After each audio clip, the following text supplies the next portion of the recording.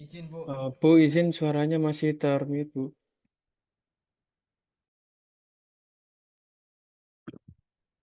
Cek cek, suara saya sudah masuk? Nah, masuk, Bu. Siap. Oh, oke oke, sorry sorry. Ya, saya ulangi lagi kalau gitu. Jadi minggu lalu kita sudah eh, membahas atau materi yang sudah saya sampaikan kemarin terkait pengenalan singkat tentang agile gitu ya. Kemudian juga ada beberapa keyword kemarin yang kita sudah bahas ya, yang dikenal dengan VUCA, di mana itu merupakan istilah atau singkatan dari kondisi yang ada sekarang ya, volatile, uncertain, kompleks, dan juga ambiguous, di mana menggambarkan situasi atau kondisi perubahan itu yang sekarang Bilangin terjadinya dapat apa?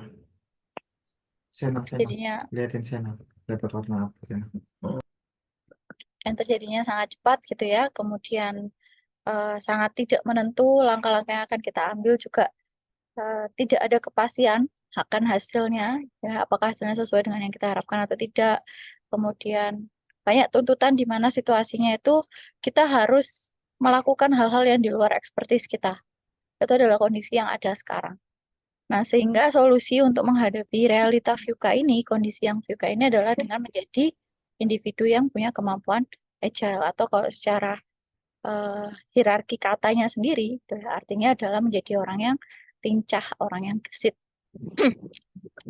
Dan juga minggu lalu saya sudah sampaikan bahwa pada dasarnya ya agile itu lahirnya dulu memang secara metodologi itu lahir dari em, kebutuhan di area software development gitu ya. Tapi yang kenyataan yang terjadi sekarang itu agile ini sudah dirasa atau sudah sangat dianggap relevan untuk banyak bidang gitu ya. Jadi agile itu sudah bukan sebagai metodologi lagi, tapi bahkan sudah sebagai sebuah budaya, sebuah sistem pembelajaran, budaya kerja gitu ya.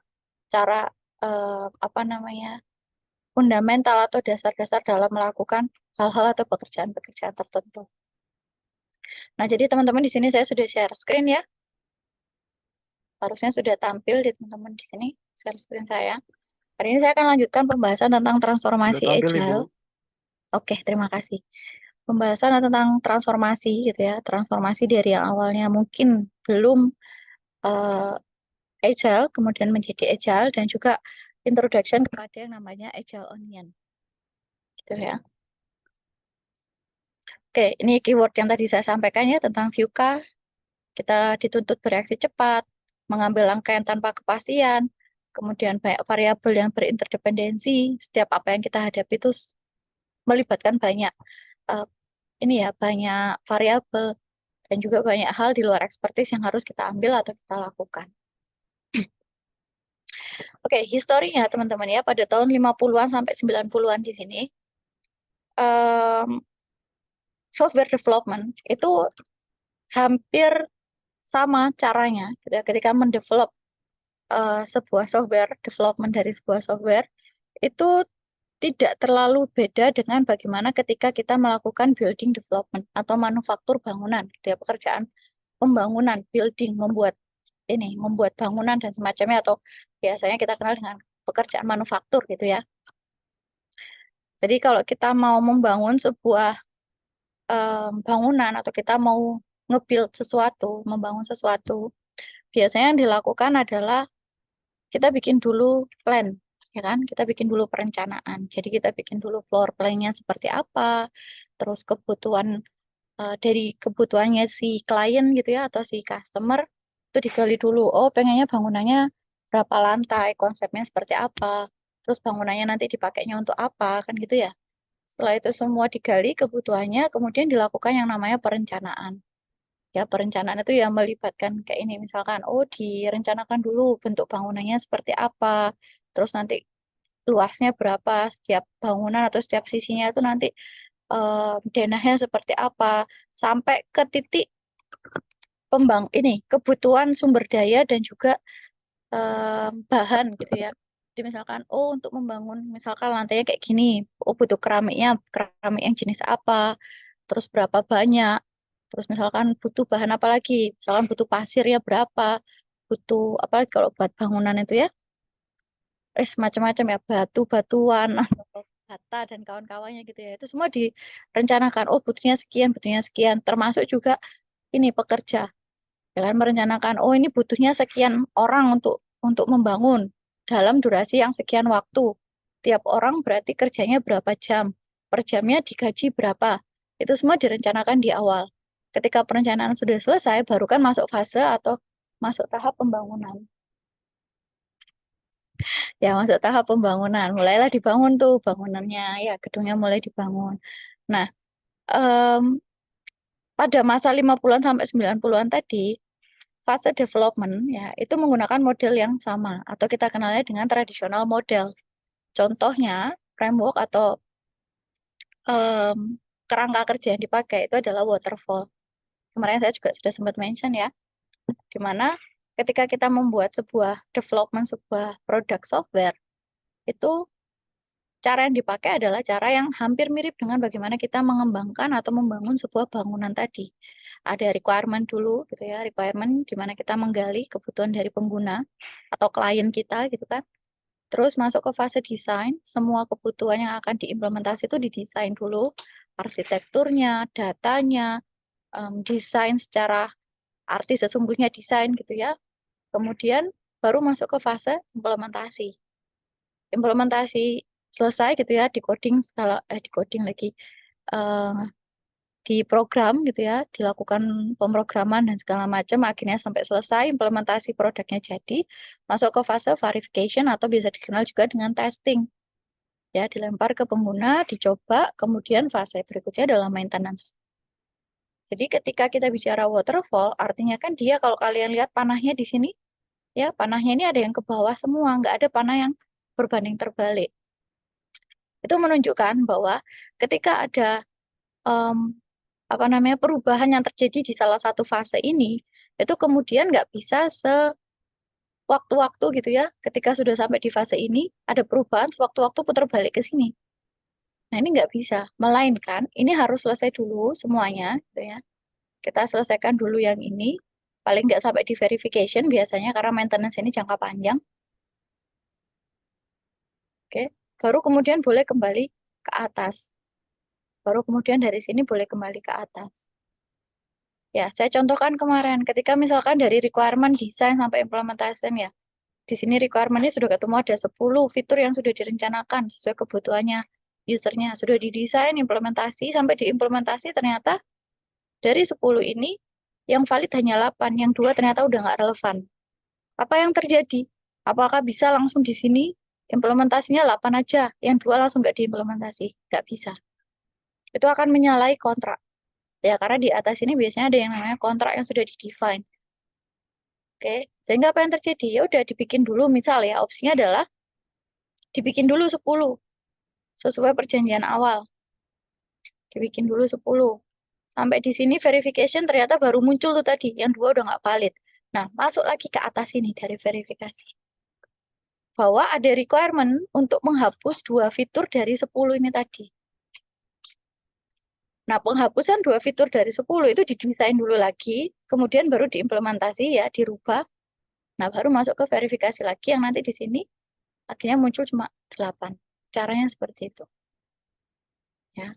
Itu salah satu cara tradisional yang dipakai, which is ini mirip dengan bagaimana cara kerja dari pembangunan sebuah bangunan. Cara yang lain misalkan ya, framework yang lain atau kerangka kerja yang lain di model tradisional ada yang namanya spiral. Jadi spiral ini itu muter gitu ya, Rek, ya dari sini. Oke. Nah, kayak gini, prosesnya muter. Jadi di sini prosesnya ada yang namanya determine object, identify and resolve risk, terus development and test, sama plan the next iteration. Jadi ini tuh ada iterasinya, ada putarannya gitu ya, ada fase-fasenya. Di mana tiap fase ini putarannya kayak gini. Nah, putarannya kayak gini nih. Ini satu putaran. Oke. Ini sampai di titik ini putaran kedua, misalkan kayak gini ya. Jadi ini prototipe kedua, terus muter lagi dan seterusnya. Ya, jadi ini mulai startnya nih dari requirement plan. Dari sini muter gitu ya, identify sama menyelesaikan mencari solusi dari resiko-resiko yang ada. Terus masuk ke fase development dan test. Terus habis itu merencanakan iterasi berikutnya. Nah, bedanya nanti teman-teman ya, nanti bisa lihat bedanya sama Agile seperti apa. Oke, ini cara yang kedua misalkan. Ada cara yang lain lagi, ada V-model, ada Prince2. Jadi ada beberapa pilihan cara di model tradisional. Tapi ya caranya itu sekali lagi itu masih mirip gitu ya, masih mirip dan masih banyak mengacu pada cara pembangunan dari sebuah bangunan atau sebuah manufaktur. Ya, jadi contoh yang biasa dipakai gitu ya, atau misalkan salah satu kegiatan yang biasa dilakukan itu adalah perencanaan seperti ini. Jadi ini namanya estimate ini apa namanya perencanaan dari waktu dan biaya. Ya, ketika ada di fase requirement dan plan itu ada perhitungan tidak hanya setelah requirement-nya masuk ya. Kita kan convert requirement itu jadi fitur-fitur apa yang akan dikembangkan. Nah, kemudian kan di-define juga tuh di desain. Berarti dari fiturnya ada 10 fitur, terus arsitekturnya seperti apa, artinya butuh siapa aja yang ngerjakan. Terus dari pekerjaannya itu di-define juga, direncanakan, didesain juga, bayarnya berapa. Jadi mereka kerjanya itu berapa lama, berapa jam, kemudian dibayarnya seperti apa skemanya, apakah bulanan, apakah jam-jaman gitu ya. Nah, itu ada caranya seperti ini. Jadi ngitung supaya nggak ngarang nih ya judul videonya. Software effort estimation supaya nggak ngarang lagi ngitung waktu dan biaya pengembangan software. Ini direncanakan di awal. Ya, terus ini caranya. Jadi dihitung semuanya. Makanya tadi salah satu case-nya adalah ketika diimplementasi di fase yang di sini tadi. Contohnya ya, di fase implementasi ini ada perubahan. Ya nggak bisa kemudian langsung ngerubah, karena itu akan mempengaruhi perencanaan yang tadi. Nggak bisa yang awalnya 10, terus tiba-tiba minta 8, duanya nggak dikerjakan. Lah, padahal tadi sudah dihitung dari segi biaya, dari segi waktu, target waktu yang harus dikejar gitu ya, deadline-nya. Itu adalah pekerjaan untuk 10. Nah, tapi kalau cuma 8, lah ini kan berarti ada perhitungan atau perencanaan yang nggak sesuai. Ya kan ada 2 fitur yang nggak dikerjakan, padahal dibayar. 2 fitur ini sudah direncanakan untuk dibayar. Nah, itu kayak gimana? Nggak bisa. Nggak bisa semudah dan sefleksibel itu. Ya, jadi nggak bisa sefleksibel itu ketika ada perubahan yang terjadi sewaktu-waktu. Oke. Nah, kemudian juga kalau bisa dilihat gini ya, ini bukan data yang dibikin saya sendiri gitu ya, tapi ini data yang sudah ada dari tahun 2016. Dan ini ada yang 2012 juga. Di mana dari 100% fase pengerjaan atau usaha effort yang dikeluarkan dalam pengembangan software, 30%-nya itu ada di fase implementasi, 15%-nya planning, analisis 20%, dan yang paling banyak itu ada di fase desain. Di desain dan planning. Merencanakan semuanya ini, ya kalau di total desain sama planning, ini ada 50% sendiri. Setengah dari pekerjaan itu adalah pekerjaan desain dan planning. Bahkan 20%-nya itu analisis. Sedangkan implementasi yang ngodingnya, ya, ngebuat produk realnya itu cuma 30%.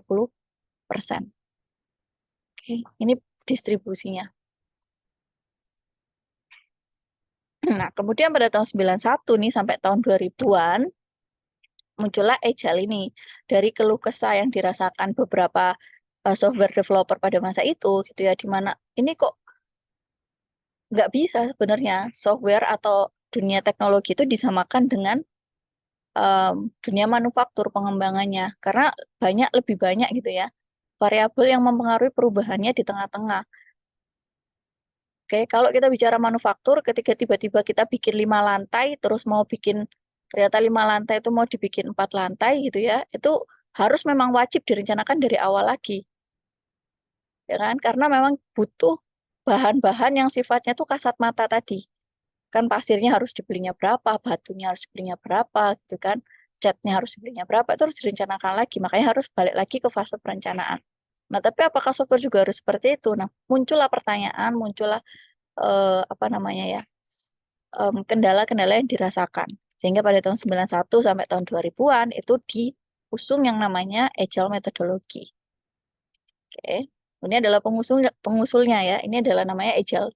Orang-orang ini bersatu di dan disebutnya mereka adalah Agile Alliance. Ini tahun 2001 mereka ada forum gitu ya. Terus mereka sama-sama eh, saling sharing gitu ya, sharing-sharing tentang pengalamannya mereka selama ini dalam pengembangan software itu seperti apa gitu kan. sampai akhirnya kemudian mereka mencetuskan si Agile metodologi ini pada tahun 2001. Jadi udah lama banget ya Agile itu muncul. Nah, Agile sendiri, kalau kita bicara secara skill gitu ya, agility ini kemarin yang saya tunjukkan gitu, di mana kita bisa lihat bahwa agility itu bicara tentang kelincahan. Kelincahan itu artinya tanpa kita harus overthinking gitu ya. Ini nanti bolanya kalau datang dari sini gimana, terus kalau ada musuh dari sini gimana, kalau misalkan temennya ada di depannya atau di belakangnya teman satu timnya seperti apa, itu dia pokoknya udah harus siap. Nah, itu yang disebut dengan agility secara kasat mata. Itu. Nah, sehingga kesimpulannya teman-teman ya, dari perbedaan development aplikasi dan juga konstruksi bangunan itu kalau kita bisa simpulkan itu kan tentunya tidak sama dengan gitu ya. Tidak sama dengan, nggak bisa disamakan. Dimana kalau kita ngomong app development, itu ada kemungkinan perubahan, ya baik itu berupa kebutuhan dan teknologi misalkan juga, yang di situ sangat besar perubahannya. Dan sangat cepat kalau sekarang ya, kalau dulu mungkin nggak secepat sekarang udah makin cepat lagi. Sedangkan kalau building construction, kemungkinan perubahan kebutuhannya itu cukup kecil. Oke. Kemudian perubahan trennya juga sangat cepat, ya aplikasi itu perubahan trennya sangat cepat gitu. Dan kalau konstruksi itu cenderung lebih lambat. Evolusi teknologinya jelas cepat gitu ya. Kalau yang di sini evolusi teknologinya cenderung lambat. Nah, kemudian berlaku Bruglo sama kalau di sini man-man. Man-man itu teman-teman kalau tahu ya, manusia itu dihitung sebagai pekerja. Jadi dia bisa dihitung secara matematika gitu ya. Jadi misalnya contohnya, eh, kalau kalian kerja untuk menyelesaikan satu pekerjaan, ya misalkan satu pekerjaan atau satu proyek gitu ya, itu dikerjakan oleh 9 orang, itu bisa selesai 9 bulan gitu misalkan. Nah, berarti kalau misalkan pekerjaan ini mau diselesaikan 3 bulan, itu bisa dihitung. Orangnya yang awalnya 9 untuk menyelesaikan 3 bulan, itu berarti harus ditambah berapa? Ya, jadi bisa diukur terus berapa jam tiap orang kerjanya. Nah, itu bisa diukur dengan teori Man-Man. Oke. Jadi kalau misalkan kalian mau bikin rumah gitu ya. Misalkan di sini Mas Chandra mau bikin rumah. Awalnya nih rumahnya 3 lantai gitu ya. Atau mau bikin kantor baru. Ini gedungnya. Terus habis itu direncanakan selesainya akhir tahun. Oke, dihitung kan untuk selesai akhir tahun berarti dibutuhkan pekerjanya berapa orang. Terus jam kerjanya berapa lama. Oke. Nah, kalau misalkan mau selesainya lebih cepat, kan bisa dihitung tuh. Oke, berarti bisa jadi adalah nambah orang atau nambah jam kerja. Nah, itu namanya man-man. Nah, kalau sedangkan Brooklow, ya Brooklow teori, itu kalimat bunyinya itu kayak gini. Adding manpower to a lead software project itu make it later. Jadi menambah orang di tengah-tengah proses pengerjaan software, itu justru akan memperlambat pekerjaan. Kalian mungkin bisa bayangin ya, kalau teman-teman di sini ada yang sudah kerja di software development atau pernah proyekan gitu ya, atau mungkin pernah ngerjakan tugas bersama tim di kuliah gitu. Ketika kalian bikin sebuah aplikasi atau tugas gitu, yang awalnya bertiga, terus tiba-tiba nambah 2 orang lagi, apakah kemudian ini membuat pekerjaan kalian lebih cepat atau justru malah ngerepoti kalian? Ya itu kalian bisa bayangkan sendiri. Tapi secara kenyataan, kalau di app development itu berlaku Brooklow itu tadi, bahwa nambah orang di tengah-tengah pengerjaan proses itu akan justru memperlambat pekerjaannya. Sebaliknya kalau di app development itu berlakunya, di building construction itu berlakunya man-man tadi. Jadi bisa dihitung, mau nambah jam, mau nambah orang. Ataupun misalkan kalau di app development nggak nambah orang, nambah jam kerja, apakah itu akan efektif? Nggak juga sebenarnya. Karena kalau di building construction, yang dibutuhkan adalah tenaga fisik. Ya kan? Orang kerja fisik, istirahat, kerja lagi, fisiknya dipaksa untuk bekerja ekstra gitu ya, itu bisa kelihatan. Tapi kalau kerja pikiran gitu ya, secara kognitif, dipaksakan untuk kerja ekstra, capeknya tuh nggak kelihatan. Tiba-tiba nggak fokus, ya kan? Tiba-tiba aja gitu, tiba-tiba nggak fokus. Yang harusnya dia eh, mikir satu solusi malah nggak kepikiran, malah jadi apa otaknya terbakar gitu ya, menyala gitu kan. Nah itu namanya di Brooklow. Jadi nggak bisa orang tuh diperlakukan sebagai resource kayak gitu tuh nggak bisa. Itu di app development, beda dengan di building construction gitu. Sehingga itu nggak bisa berlaku sama. Nah, muncullah di tahun 2001 tadi ya, mengikuti Agile Alliance. Tadi muncul Agile metodologi, berkembanglah di situ banyak framework di dalamnya. Kalau di tradisional model tadi itu ada kayak ini ya. Ada waterfall, spiral, ada V, ada Prince2, kayak gini. Nah, kalau di Agile, itu ada beberapa framework yang bisa dipakai juga. Jadi ada Scrum, ada XP, Crystal, Kanban, Lean, ya ada RAD, ada Scrumban, dan seterusnya. Nah, ini itu setara dengan waterfall, spiral tadi. Jadi sama-sama framework, sama-sama kerangka kerja. Yang satu ya kalau waterfall, terus V, terus spiral tadi itu dia ada di payungnya tradisional model. Kalau yang framework yang di sini, ini ada di payungnya Agile. Gitu, ya itu bedanya. Nah, beberapa manfaat yang bisa didapat ketika kita menggunakan Agile sebagai metodologi atau sebagai fundamental dalam pengerjaan software development khususnya. Yang pertama, kita bisa menghasilkan tim dengan kualitas human capital pertama. Jadi kalau teman-teman tahu istilah human capital, itu ada temennya lagi, namanya human resource. Jadi kalau misalkan teman-teman bisa pernah dengar HRD, mungkin yang udah kerja ya, ada HRD. Bagian ada juga yang menyebutnya human capital development. Ya, jadi bedanya HC sama HR kalau secara terminologi dan definisinya, nah saya carikan ini.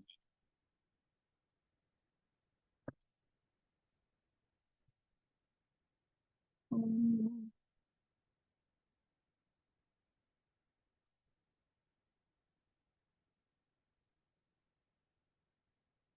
Nah ini ya, jadi bedanya human capital sama human resource. Resource itu fokus utamanya adalah administrasi atau tugas operasional terkait karyawan. Human capital fokus utamanya adalah pengembangan, pertumbuhan, dan nilai tumbuh. Jadi kalau human resource, namanya resource ya.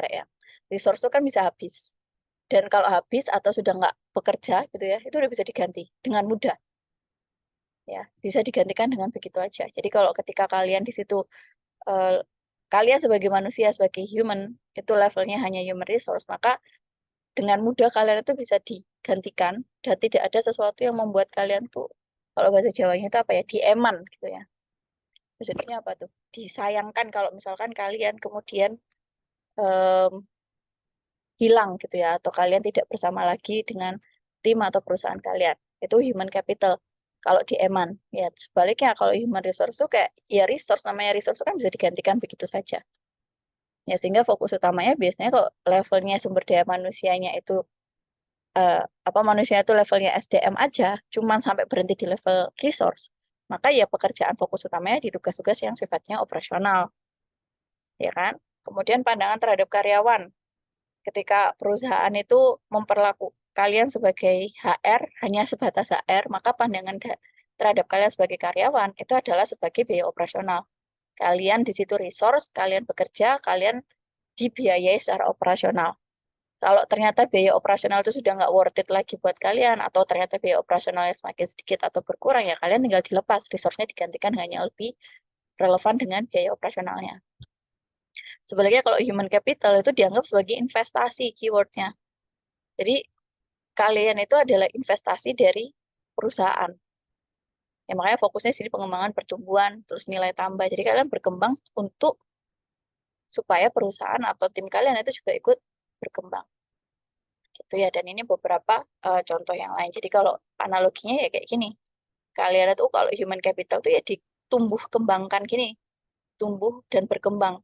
Bukan hanya oleh perusahaan, tapi kaliannya sendiri harus sudah sebagai orang-orang yang siap untuk ditumbuh dan dikembangkan. Sehingga perusahaan itu siap untuk invest ke kalian.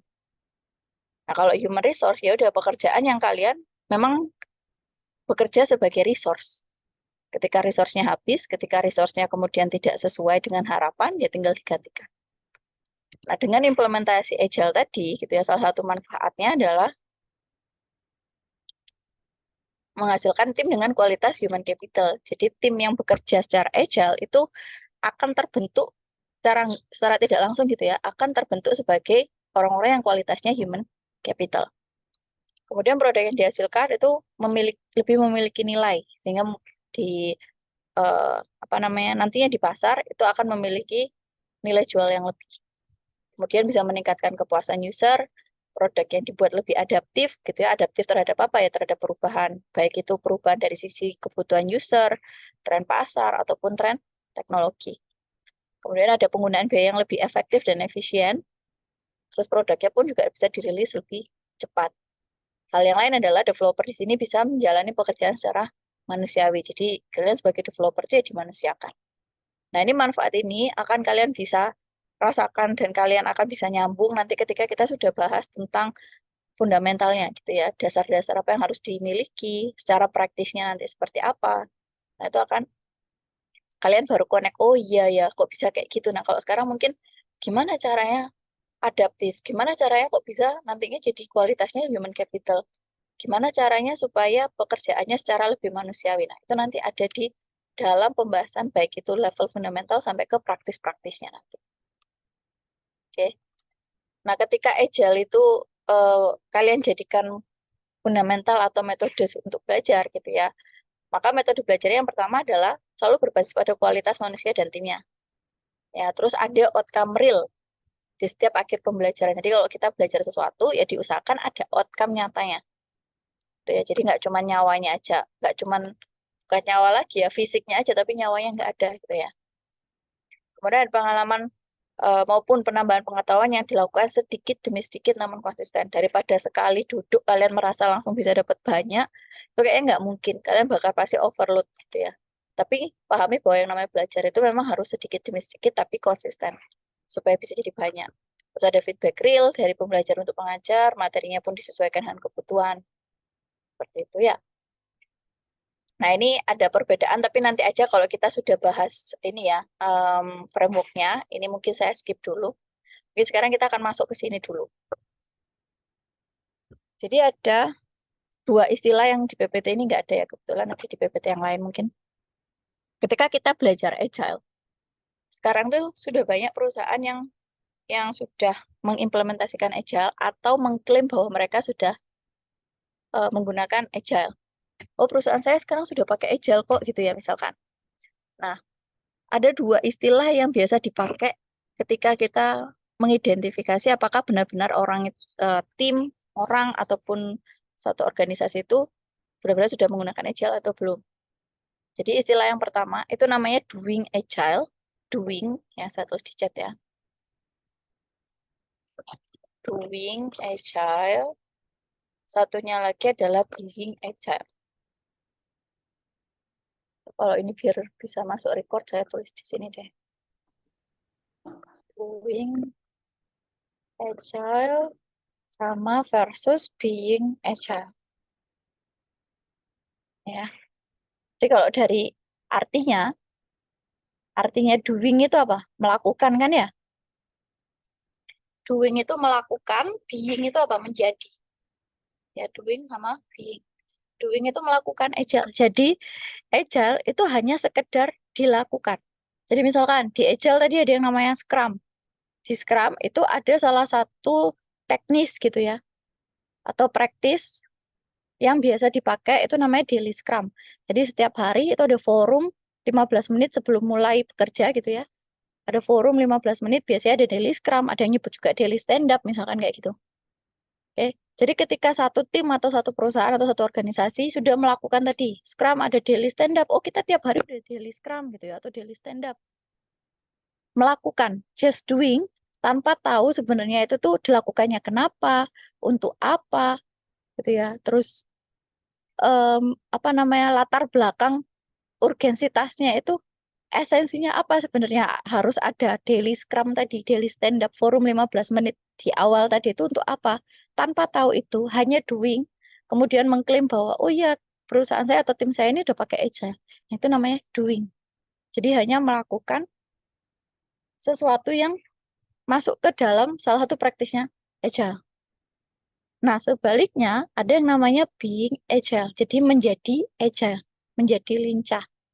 Nah, ini itu berarti ya tadi nggak sekedar doing, jadi nggak sekedar hanya melakukan apa-apa aja praktis yang ada di dalamnya agile, tapi juga sampai kepada tahu gitu ya esensinya kenapa, terus ini urgensitasnya apa, sehingga ketika melakukan yang namanya orang ya, kalau udah tahu saya melakukan ini untuk apa, itu akan lebih kerasa, akan lebih ibaratnya lebih engage gitu ya, lebih terikat, lebih punya sense of belonging terhadap praktis-praktisnya itu. Misalkan teman-teman kuliah, ketika kuliah hanya doing kuliah, ya wes kuliah hanya kuliah, datang dengarkan nggak dengarkan pokoknya datang, just doing. Kalian ke kampus sudah dianggap sebagai kalian menjadi seorang sedang melakukan pekerjaan sebagai mahasiswa. Misalkan kalau yang teman-teman datang ke kampus, kalau yang enggak misalkan join online Zoom kayak gini. Terus sudah doing sebagai mahasiswa. Tapi ketika kalian being mahasiswa, kan artinya di situ ada urgensitas yang kalian pahami. Kenapa saya jadi mahasiswa? Oh, karena saya mau belajar. Saya belajar untuk apa? Untuk meningkatkan kapasitas diri, misalkan gitu ya. Maka kalian ketika belajar, ya being mahasiswa, itu kalian akan lebih dapat SOB-nya, sense of belonging-nya itu akan lebih dapat. Ya, akan lebih paham dari kalian akan lebih memahami gitu setiap hal-hal yang dilakukan sebagai seorang mahasiswa itu akan kalian lebih lakukan dengan sungguh-sungguh. Nah, itu bedanya doing sama being.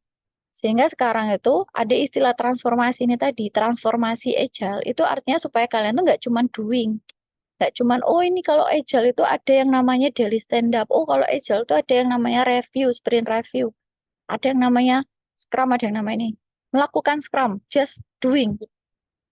Ya, just doing tanpa tahu esensinya sebenarnya kayak gimana, dasar-dasar yang harus fundamental yang dikuasai seperti apa. Itu hanya doing. Nah, yang baik itu adalah ketika kita bisa being. Gitu ya. Sebentar, saya permisi angkat telepon sebentar ya.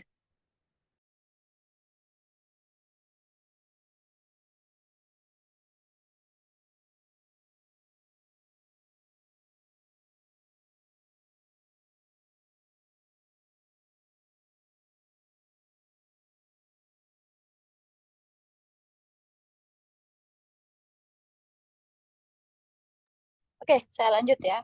Nah, ketika kita sudah tahu mana yang better gitu ya, ketika doing sama being, eh, sekarang saatnya kita tahu terus gimana Bu caranya saya supaya bisa being agile, supaya nggak hanya doing. Kalau mungkin teman-teman ada yang sekarang merasa gitu ya, oh saya kayaknya masih hanya doing aja, masih hanya melakukan se hanya tahu praktis-praktisnya aja ya nggak apa-apa kalau sekarang seperti itu. Tapi mulai untuk bisa berusaha memahami sebenarnya konteks yang saya lakukan ini tuh apa, untuk apa, kenapa. Nah, itu harus mulai kritis teman-teman supaya kalian bisa benar-benar menjadi orang yang agile. Nah, sekarang gimana caranya supaya bisa being? Caranya untuk bisa being didefinisikan dengan yang namanya Agile Onion ini. Ini adalah guide, panduan. Ketika kita mau belajar Agile, supaya belajar Agile-nya itu bisa sampai ke being, maka belajarnya itu harus sesuai dengan Agile Onion ini. Dan sekali lagi, ini bukan saya yang bikin, bukan fans yang bikin, tapi ini sudah dari standar yang dibuat oleh Agile Alliance. Ya, guide-nya kayak gini. Jadi, kalau mau belajar, onion itu kan bawang ya, bawang merah. Kalau teman-teman di sini pernah ngupas bawang merah, kalau diiris gitu ya, kelihatan tuh ada lapisan-lapisannya. Ya, lapisan paling luar, terus ada lapisan bawahnya lagi, lapisan bawahnya sampai lapisan terdalam. Ketika kita mau mengupas semuanya sampai tuntas gitu ya, lapisan-lapisannya ini, ya tentunya dimulai dari lapisan yang paling luar. Ya, lapisan luarnya ini harus kita kuasai dulu, kita kupas habis dulu, baru bisa ke lapisan yang lebih dalam. Layer by layer. Ya kan? Nah, di sini, di onion ini, itu sama kayak gitu, agile onion ini. Jadi ketika kita mau belajar agile, menguasai agile, maka ya harus sesuai dengan lapisan-lapisannya dulu. Lapisan terluarnya di sini adalah mindset. Ada yang namanya agile mindset. Lapisan kedua di bawahnya mindset ada yang namanya values. Lapisan ketiganya ada yang namanya principles. Yang bawahnya lagi ada practices, yang paling bawah adalah tools and processes. Ya.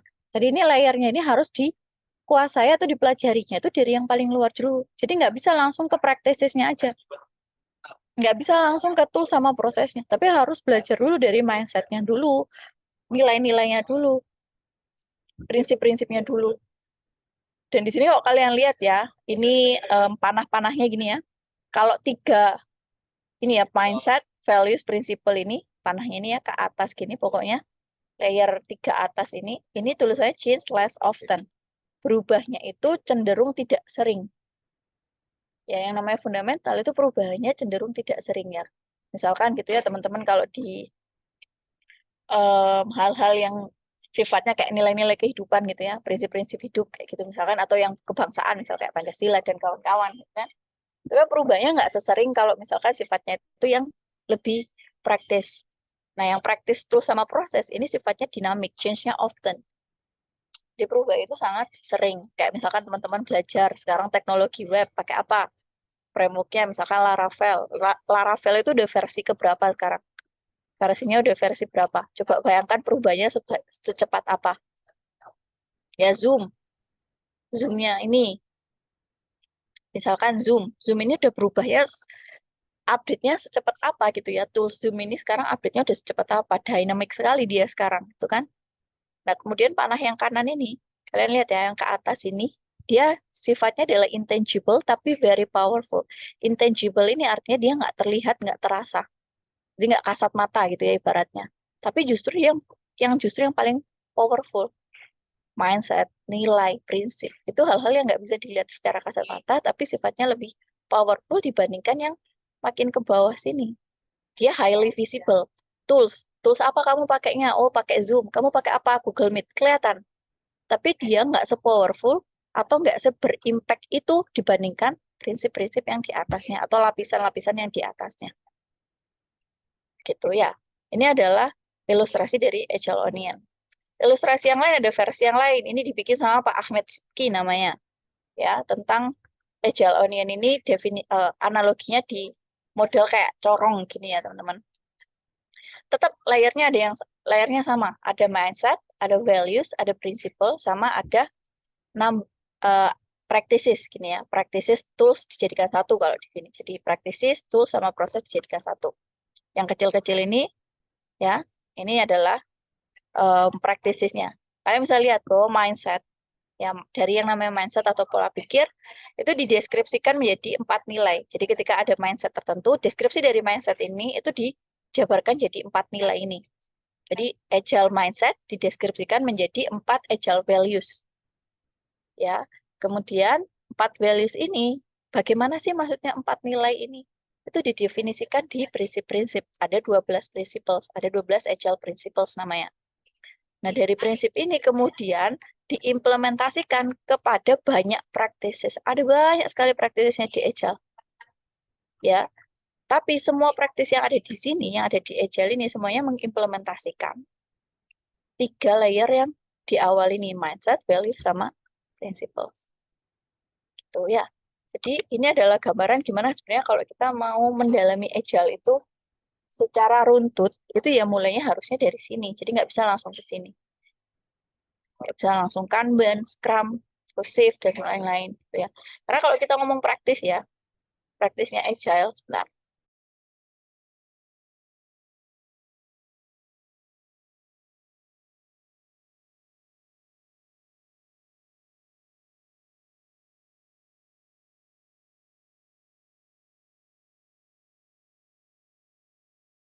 Ya, ini kalau mau lihat sebenarnya Agile secara praktis itu ada kayak sebanyak apa gitu ya. Ini ada namanya Agile Landscape. Ini bukan halte bis.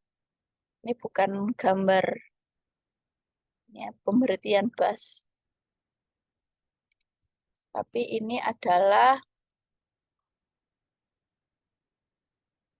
gambaran dari praktis-praktis Agile yang ada di yang sekarang ada gitu ya. Ini versi berapa ya? Yang terbaru kan berapa?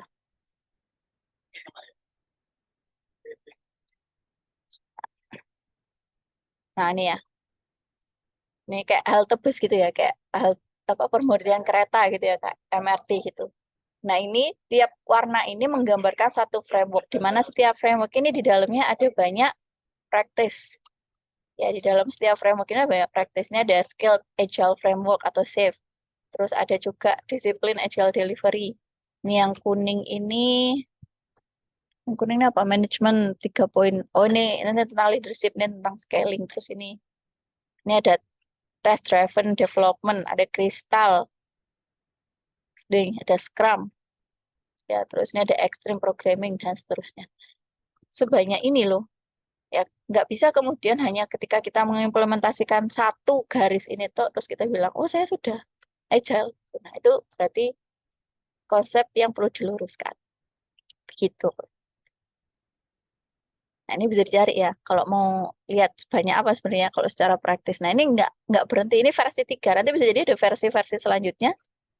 Kalian misalkan gitu ya, bikin ada satu framework bikinan kalian ada DevOps. Di sini mungkin teman-teman ada yang akrab dengan istilah ini. Ketika ini ada DevOps, kalian bikin satu framework lagi yang itu mengimplementasikan, as long as itu mengimplementasikan 3 prinsip ini, ya 3 prinsip, 3 fundamental ini gitu ya, nggak sesuai dengan 3 fundamental ini, bisa aja masuk ke sini. Ya, cari irisannya di sini. Apakah itu tentang initiate, apakah itu tentang discover, deliver, atau tentang rilisnya tinggal dimasukkan. Kan kalau DevOps kan tentang rilis produk ya. Kalau kayak design thinking, teman-teman mungkin nanti belajar. Nggak tahu nanti di semester depan apakah ketemu saya lagi di DPP, desain pengalaman pengguna ya. Atau dosen yang lain misalkan ada salah satu frameworknya di UX ya, research UX itu namanya design thinking. Mungkin ada yang familiar. Nah, atau kalian bikin framework terkait ini scaling tim ya, tim scaling atau tentang leadershipnya. Nah, masukin di sini. Ini bisa, ini versi 3. Jadi nanti versi 4-nya ada nambah yang lain. Nggak ada berhentinya kalau kita hanya ngomong tentang praktis. Tapi kalau mau mendalami yang benar, ya berarti kita harus mulai dari layer yang paling atas tadi, yaitu layer mindset. Nah, nanti di mata kuliah ini, itu kita akan bahas satu-satu. Mindset, values, Oh, no. mindset, values, principle, ya terus praktisnya atau sama prosesnya mungkin nanti kita ambil satu studi kasus gitu ya di satu framework yang biasa dipakai atau framework yang cukup terkenal dan memang dirinya mengklaim framework ini mengklaim dirinya sendiri sebagai lightweight framework atau framework yang ringan. Itu adalah Scrum. Nanti kita akan coba dalami ya tentang Scrum itu seperti apa. Tapi nanti sebelum masuk ke Scrum, karena kita ngikutin guide-nya yang benar ini tentang Agile Onion ini, maka kita akan bahas dulu dari mindset, values, sampai principle, kemudian baru ke framework-nya apa. Nah, mungkin nanti selama perjalanan, teman-teman akan ngerasa kayak, ini benar tak ini bahasnya tentang mindset, tentang nilai-nilai kayak gini ya. Tapi memang ya, itu kenyataannya. Ya memang kenyataannya yang harus disiapkan itu seperti itu. Karena toh mau aplikasinya apapun gitu ya yang kalian buat, yang ngebuat itu tetap manusia. Ya, meskipun kalian dibantu sama tools apapun, AI apapun, gitu, tapi kan tetap sentral pekerjaannya itu ada di kalian sebagai manusia. Nah, manusia itu harus yang memegang 3 layer yang atas ini. Gitu. Itu kalau kita menggunakan agile ya. Nah, tapi apakah kemudian sekarang itu yang versi tradisional ini udah nggak ada, Bu? Udah nggak dipakai lagi atau sudah usang atau gimana gitu ya? Sebenarnya ya nggak juga. Karena ini tuh berbeda, ini aja sebenarnya. Berbeda masa gitu ya, berbeda masa, kemudian juga kebutuhannya berbeda antara yang tradisional sama yang agile. Tapi kita perlu pahami, kayak tadi saya bilang di awal ya, bahwa agile sekarang tuh bukan cuma metodologi, tapi sudah semacam kayak budaya kerja, budaya belajar, sistem pembelajaran gitu ya. Sehingga sebenarnya mau kalian pakai model yang tradisional pun, kalau kalian tetap pakai budayanya agile, misalkan, oh ya, tadi level keunggulannya adalah misalkan bisa membentuk atau bisa menghasilkan tim dengan kualitas human capital. Apakah kalau pakai tradisional nggak jadi human capital? Enggak juga sebenarnya. Karena agile itu kan sebenarnya bisa didefinisikan sebagai budaya tadi ataupun juga sebagai metodologi. Nah, tapi kalau kita ngomong sebagai metodologi, antara tradisional sama agile ini tergantung kebutuhan. Karena mungkin masih ada beberapa pekerjaan di app development yang mungkin masih bisa gitu ya, masih bisa digunakan cara yang tradisional ini. Biasanya dibedakannya itu kayak gini. Ya, ada 2 istilah. Ada yang namanya istilahnya adalah project based, pekerjaan development yang sifatnya project based sama product based. Jadi ada project, ada produk. Bedanya teman-teman bisa baca di sini. Project based itu dia user driven. Kalau product based itu developer driven. Artinya yang jadi yang mempunyai kuasa gitu ya ibaratnya dalam menentukan apa yang mau buat itu kalau project itu adalah user, kalau product itu adalah developer. Tapi developer itu yang menentukan ya, bukan berarti semuanya apa kata developer.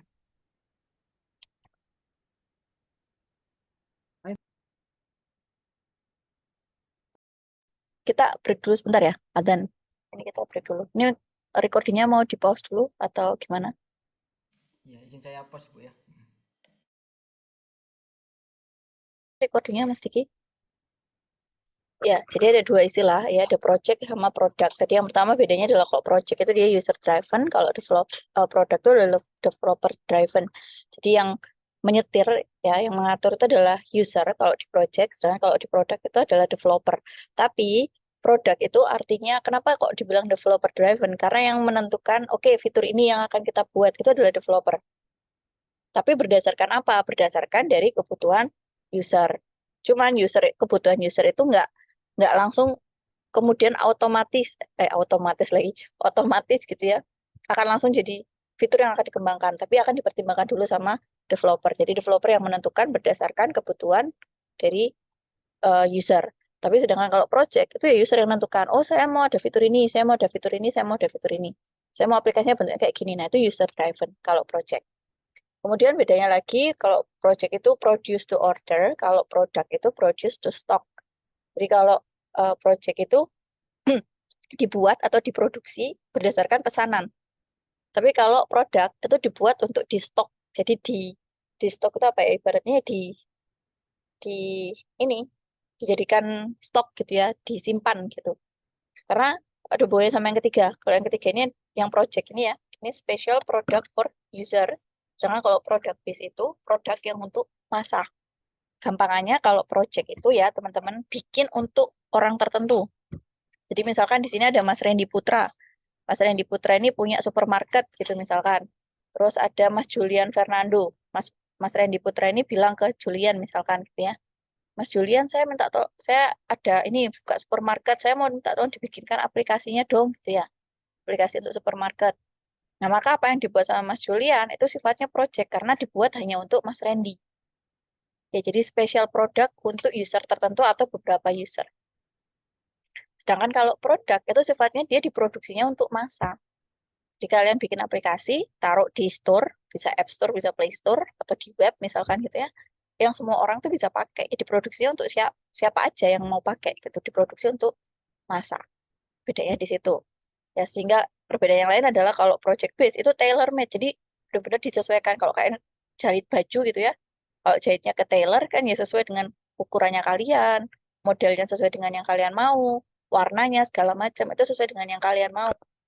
Jangan kalau produk base itu kalau kalian beli baju yang sudah ada di toko gitu ya, yang sudah dipajang, ya kalian beli yang sudah ready, dibuat untuk kalian beli atau siapapun beli. Itu ready made. Jadi dibuat siap untuk dipakai atau dibeli siapapun. Sedangkan kalau tailor made ya dibuatnya itu berdasarkan custom masing-masing user. Ya. Terus cost-nya secara pembiayaan, kalau project itu dia ya project cost ya, biaya project. Kalau produk base itu sifatnya investasi. Jadi karena buatnya ini diproduksi untuk massa dan siapa aja bisa beli, jadi yang dikeluarkan sekarang itu ya untuk investasi pengembangan selanjutnya. Ya, kalau project itu dia punya limit time sama cost, jadi ada batasnya. Misalkan tadi Mas Randy bilang ke Mas Julian mau dibikinkan aplikasi supermarket. Nah, itu kan harus jelas tuh. Ini waktunya buat kapan, berapa lama pengerjaannya. Oh, 2 bulan, 2 bulan jadi. Artinya untuk 2 bulan jadi itu biayanya berapa. Nah, itu harus jelas, ada limitnya di situ. Sedangkan kalau untuk produk itu dia unlimited dari segi waktu dan biaya. Jadi nggak tahu, nggak terdefinisi. Ini bakalan berapa lama pengembangannya, terus biayanya berapa banyak. Ya kalau project itu customisasinya banyak, karena tiap orang bisa beda-beda ya, tiap user. Mas Julian punya Mas Randy punya supermarket, sama misal Mbak Divana ya, Mbak Divana Siva punya supermarket, sama-sama minta bikinkan ke Mas Julian, bisa jadi beda-beda kebutuhannya. Customisasinya bisa sendiri-sendiri. Oh, punya Mas Randy supermarketnya karena udah besar gitu ya. Jadi mungkin lebih kompleks. Kalau punya Mbak Divana mungkin karena masih lebih kecil gitu ya supermarketnya, jadinya mungkin aplikasinya juga lebih simpel. Nah, itu customisasinya besar. Tapi kalau product base itu customisasinya terbatas. Oke, jadi gampangnya kalau project tadi kayak misalkan aplikasi supermarket ya, yang dipesan khusus untuk dibuatkan untuk kita orang-orang tertentu atau user tertentu. Nah, kalau product based itu ya kalian pakai aplikasi yang kalian download langsung di store, baik itu di Play Store ataupun di App Store. Jadi kan itu dibuat, ditaruh di store ya, di toko kan, sama analoginya kan taruh di toko.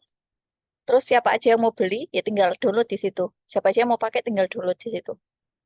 Ya kan? Sehingga customisasinya ya mungkin hanya beberapa customisasi. Misalkan kalian bisa atur foto foto profil, bisa atur tema, misalkan ya cuma terbatas gitu customisasinya.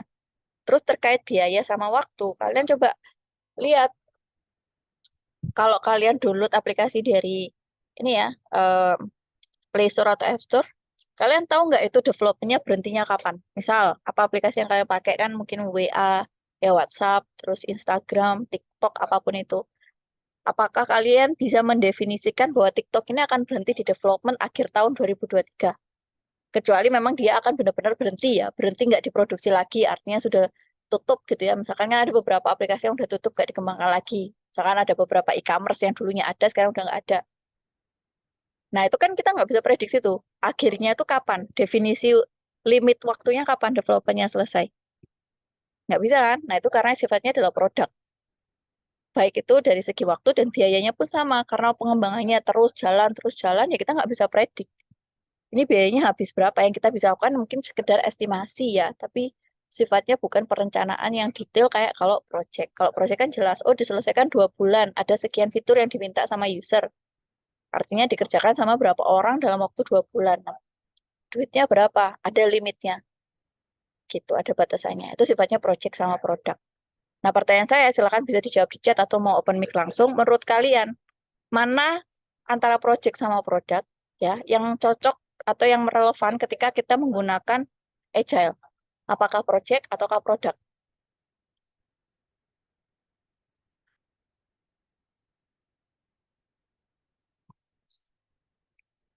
Atau sebaliknya, pertanyaan saya balik. Dengan cara yang tradisional, misalkan yang waterfall tadi ya, yang urutan-urutan ke bawah tadi, mana yang relevan dikerjakan dengan cara tradisional tadi, misalkan waterfall, apakah project atau produk? Adakah yang mau menjawab? Tidak ada. Wah, dari sekian banyak ya, 51 orang. Tidak ada yang mau menjawab.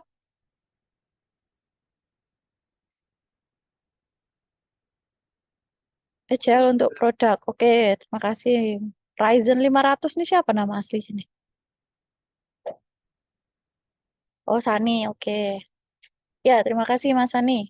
Boleh yang lain kalau mau jawab lagi boleh. Jadi, menurut saya project base pakai waterfall, product base pakai agile. Oke, sip. Terima kasih Mas Adrian. Jadi ke gambar ya bedanya. Jadi tradisional model tadi kayak waterfall dan kawan-kawannya tadi itu masih bisa dipakai dan masih relevan apabila kalian memang sifat app yang dikembangkan itu adalah project base. Tapi kalau misalkan yang sifatnya product base karena kebutuhannya nggak nentu ya, kalian produksikan untuk banyak orang. Tiap orang bisa punya keinginan yang beda-beda. Kalian rilis di Play Store, orang pakai, misalkan ada berapa ratus orang atau berapa ribu orang yang pakai, tiap orang punya keinginan yang mungkin bisa jadi beda-beda. Apakah terus kalian akomodasi semua kan tentu tidak.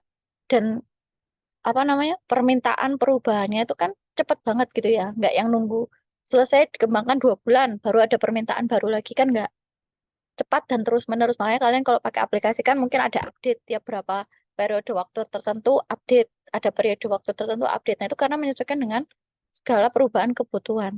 Ketika pakai kondisi yang dikembangkan aplikasinya bentuknya kayak tadi, produk tadi yang cepat banget perubahannya, itu tidak disarankan atau tidak direkomendasikan menggunakan cara yang tradisional seperti waterfall, spiral, dan teman-temannya. Sebaliknya, kalau dirasa ternyata sifat aplikasi yang dikembangkan itu tadi masih project based, nah itu boleh dipakai yang si tradisional tadi karena memang masih relevan gitu ya. Kan kalau misalkan teman-teman di sini ada yang proyekan entah sama pemerintah atau sama perusahaan gitu ya, itu kan biasanya sudah terdefinisi di awal budgetnya kita punya budget segini mas gitu ya, kita mau bikin aplikasi segini. Nah itu karena ada budget yang bisa direncanakan dari awal dan ada kontrak yang di situ mungkin bisa mengakomodasi gitu ya teman-teman. Kalau misalkan di tengah-tengah ada perubahan gimana, nah itu bisa pakai yang waterfall atau yang tradisional tadi. Jadi seperti itu ya contoh implementasi dua model yang ada di software engineering. Apakah itu tradisional ataukah itu agile, tergantung dari konteks yang kalian kembangkan. Seperti itu. Dan ini mungkin juga menjawab pertanyaan kemarin ya. Kemarin ada siapa yang tanya, Mas Hani atau siapa ya?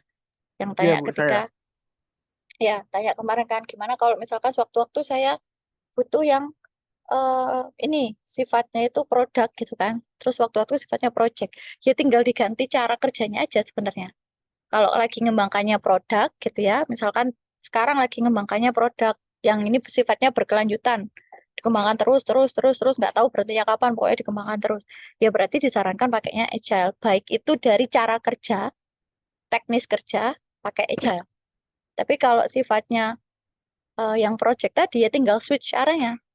Kalau project kan berarti caranya kalau pakai yang tradisional ada kontrak di depan, harus diestimasi dulu biayanya, waktunya harus diestimasi, orang-orangnya pekerjaannya harus terdefinisi di depan karena masuk di fase desain, desain dan planning.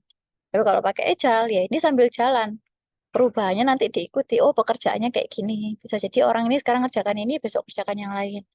Nah, itu tinggal diganti caranya. Tapi sejauh ini ya, case-nya saya belum belum pernah nemui kalau satu tim atau satu perusahaan khususnya itu pekerjaannya ini apa namanya ganti-ganti gitu ya. Kadang project, kadang produk, kadang project, kadang produk.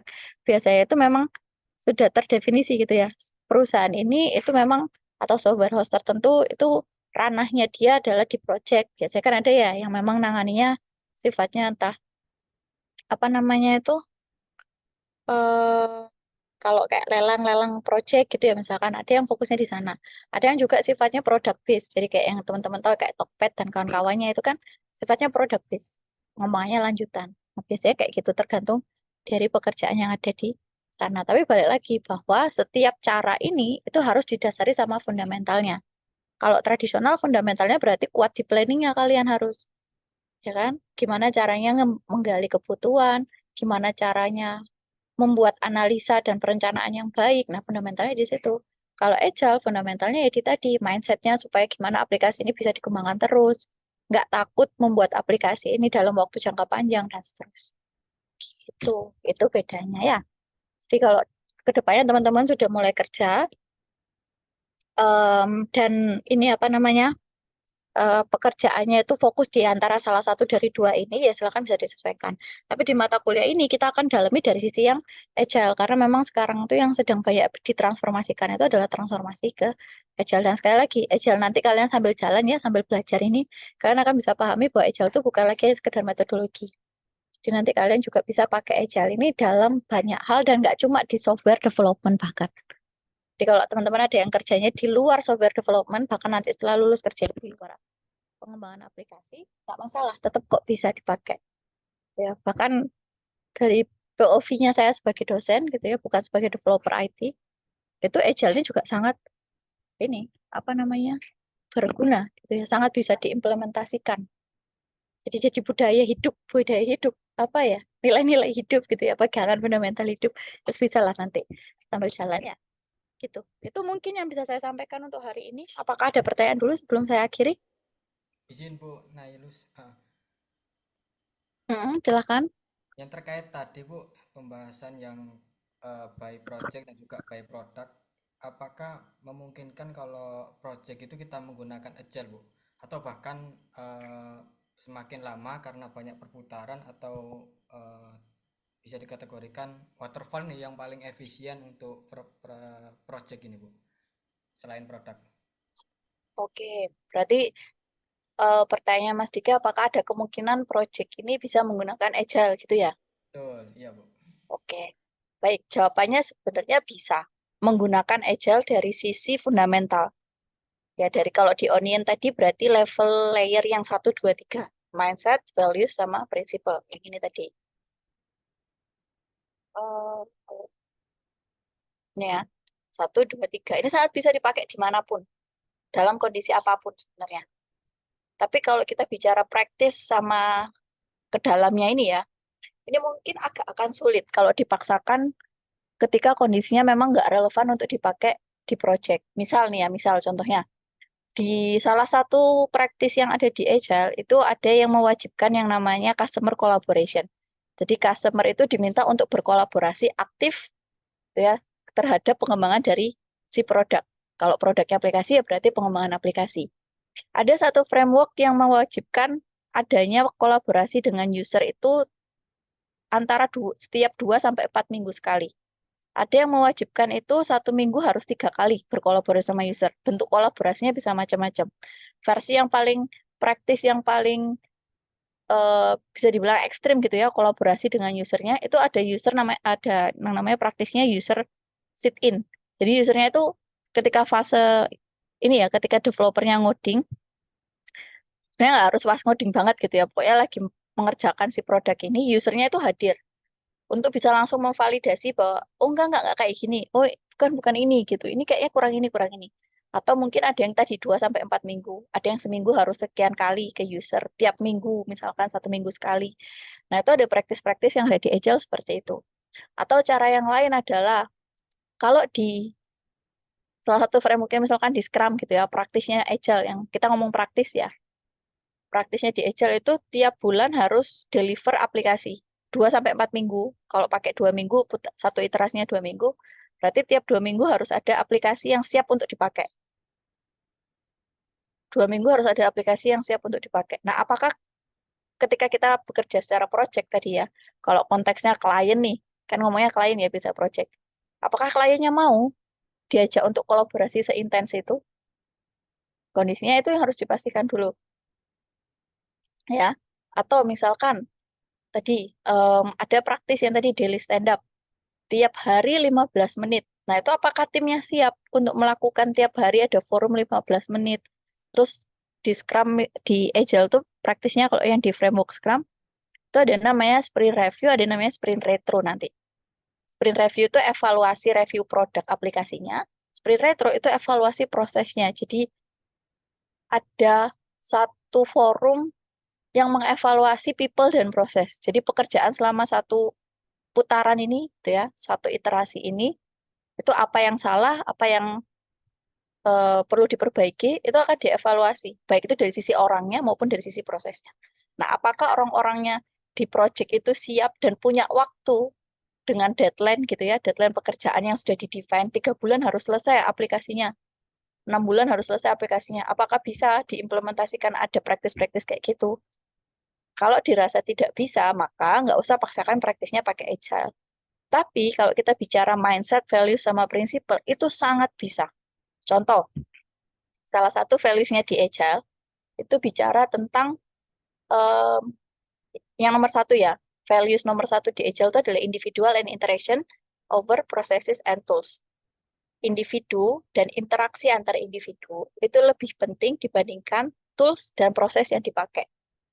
Jadi mau kamu ngodingnya pakai bahasa apapun, mau kamu mengerjakannya pakai aplikasi editor apapun, selama orang-orang yang bekerja di satu tim ini, itu orang-orang yang sudah siap untuk memang ini ya, secara individunya itu baik, dan dia siap untuk bekerja bersama tim, maka apapun toolsnya, apapun prosesnya, alatnya apapun, itu nggak ada jadi masalah.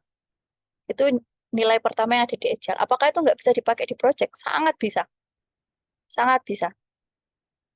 Ya, jadi kalau 3 yang layer atas ini, karena dia sifatnya less often, bisa dipakai dimanapun kondisinya, mau project, mau produk.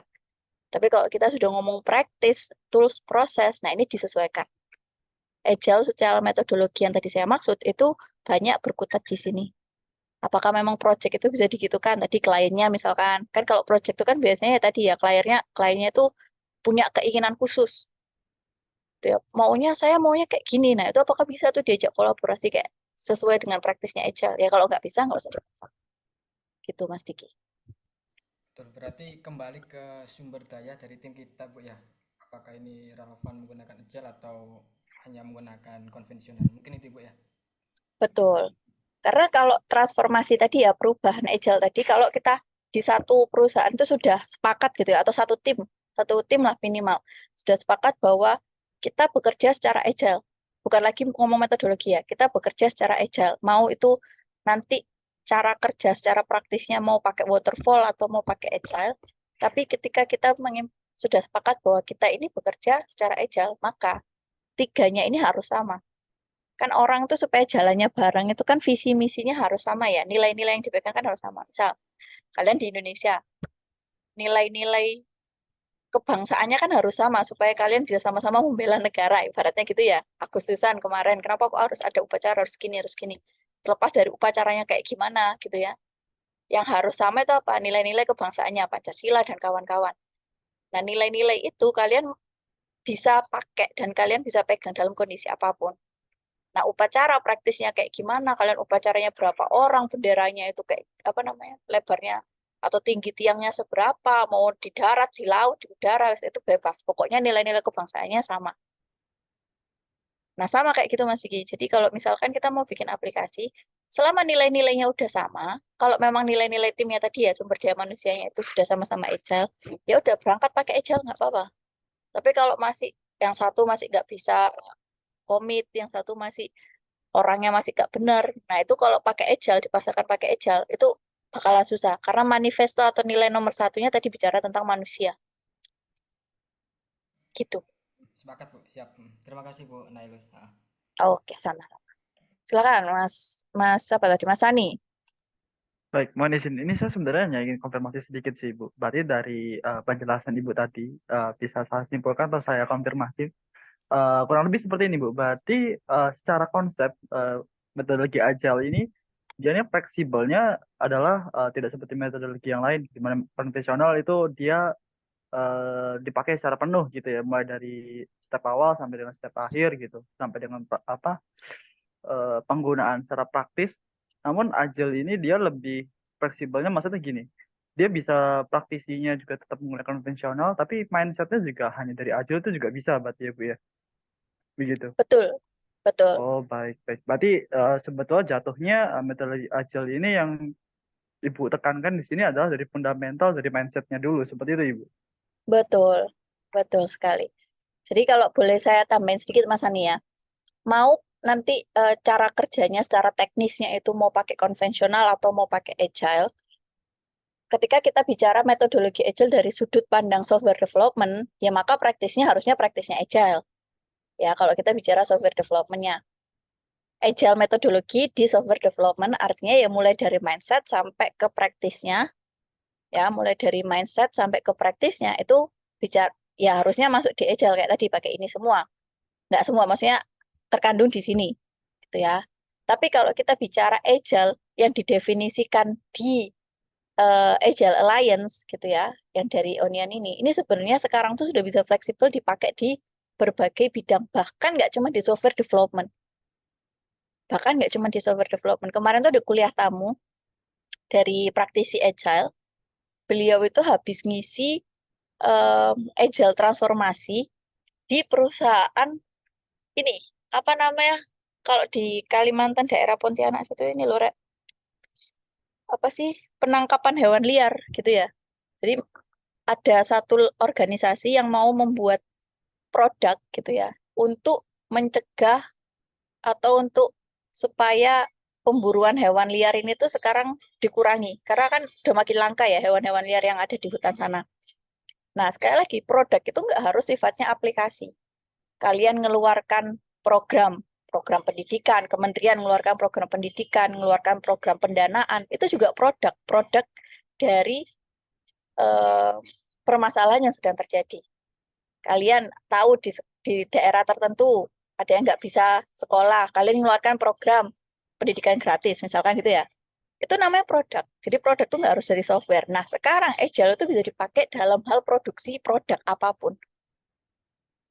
Agile-nya secara fundamental. Tapi kalau kita ngomong software development, ya tentunya Agile metodologi pakai praktis-praktisnya yang ada di software development.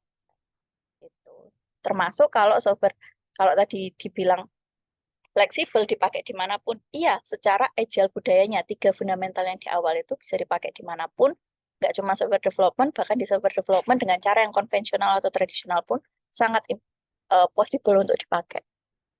Gitu. Karena kalau kalian perhatikan ya, teman-teman kalau mau cari-cari, ini ya, gali-gali berita gitu ya, informasi. Kebetulan kan Bapak Menteri kita yang sekarang, nggak tahu ya nanti diganti apa enggak, itu kan beliau banyak mengeluarkan program-program yang sifatnya itu ini ya, beliau adopsi dari luar Indonesia, karena kan beliau memang backgroundnya kan nggak pendidikan Indonesia ya.